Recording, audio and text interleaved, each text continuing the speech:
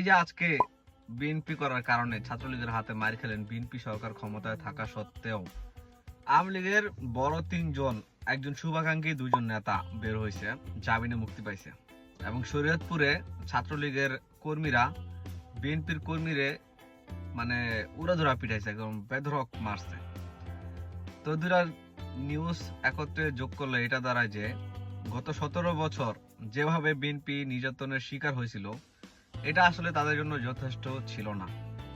আগামীতে বিএনপির কারণেই হয়তো আওয়ামী লীগ পরিশোধিত হয়ে আবার ফিরে আসবে এবং করুণ চরম পরিণতি ভোগ করার জন্য বিএনপি প্রস্তুত। যারা কেন্দ্রীয় পর্যায়ে রাজনীতি করেন তাদের ব্যাপারটা আলাদা। তারা এক ফ্লাইট ধরবো, একেবারে সব সমস্যার সমাধান, অনেক দূরে চলে যাব যেখানে অত জোরে চিৎকার আর স্লোগান পৌঁছায় না।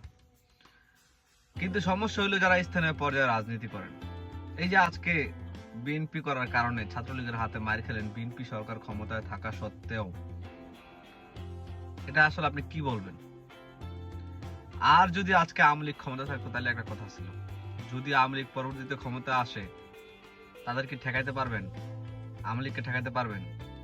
যারা এখন চুপ করে রয়েছে তাদের কি শরীরে রক্ত মাংস নাই? কি মনে হয় আওয়ামী লীগ পুনর্বাসন করা দরকার আছে? ঠিক আছে, আমরা দেখি কি হয়।